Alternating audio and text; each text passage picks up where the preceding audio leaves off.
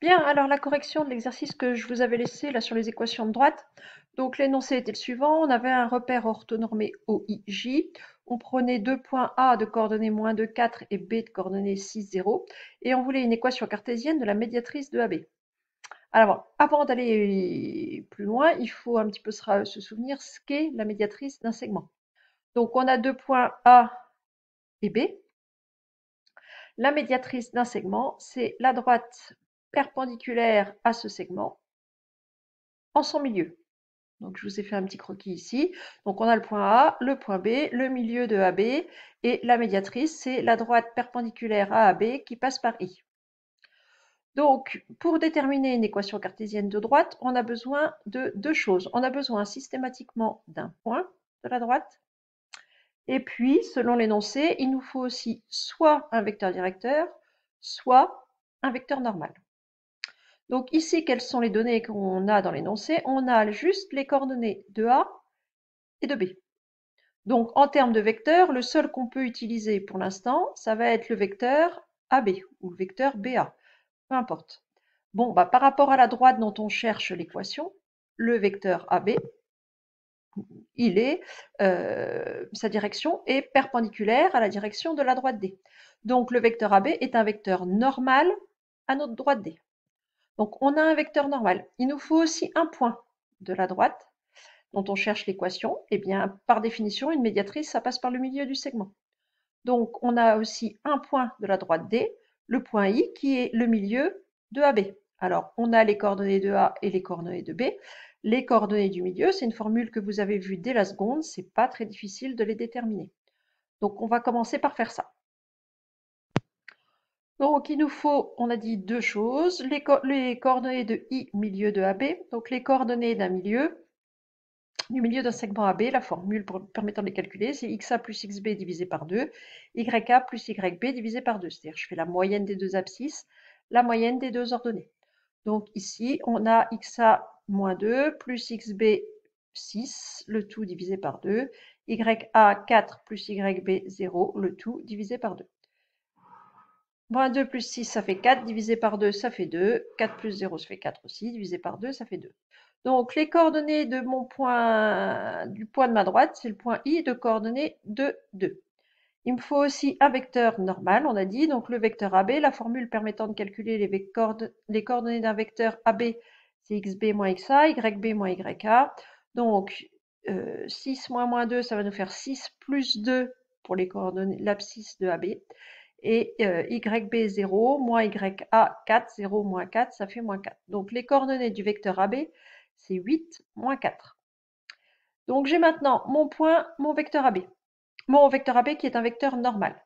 Il me faut donc l'équation cartésienne de la droite. Alors on a deux méthodes pour y arriver. Donc on va corriger par les deux méthodes, à vous de voir laquelle vous préférez.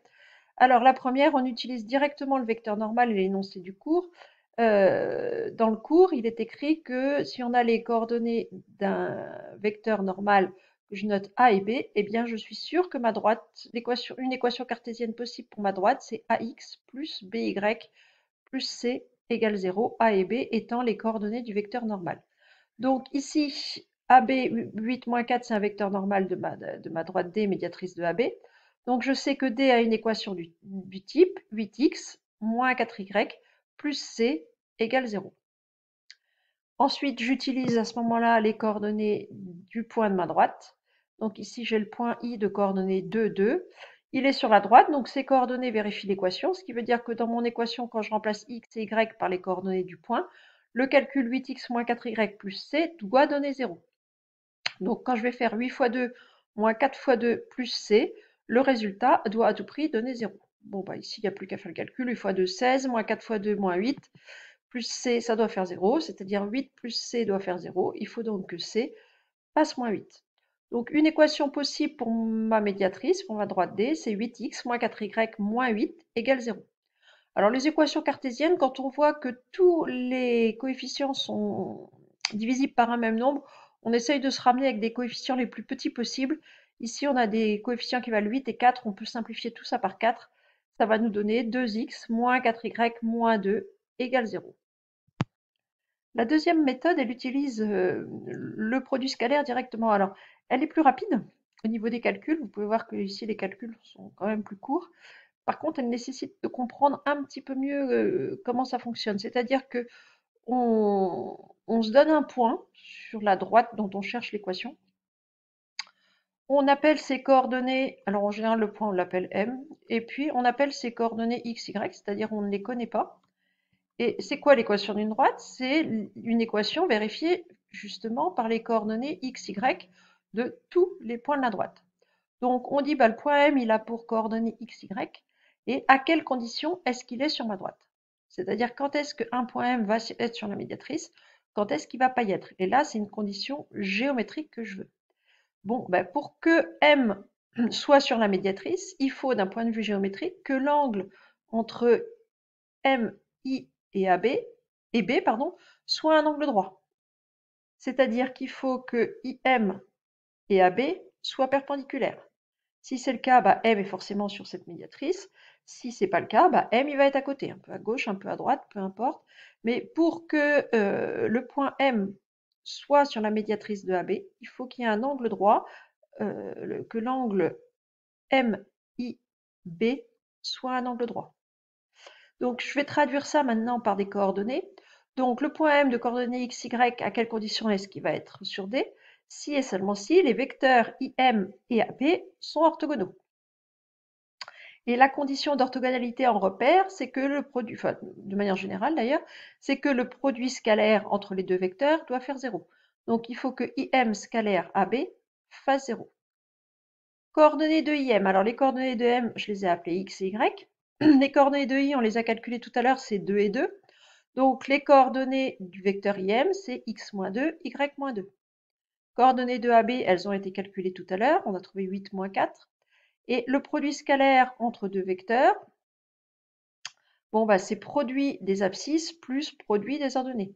Donc 8 fois x-2 plus moins 4 fois y-2, c'est-à-dire 8 fois x-2 moins 4 y-2. Quand on développe ça, on va avoir 8x moins 16 moins 4y plus 8, c'est-à-dire 8x moins 4y moins 8. Et pour que M soit sur ma droite, il suffit que ce produit scalaire fasse 0. Donc l'équation de la droite D, c'est-à-dire quelles conditions doivent vérifier les coordonnées x, y d'un point de la droite, eh bien, il faut que 8x moins 4y moins 8 fasse 0. Et on a exactement le même principe que tout à l'heure, c'est-à-dire que je peux tout diviser par 4, on retrouve bien 2x moins y moins 2 égale 0. C'est tout pour cet exercice.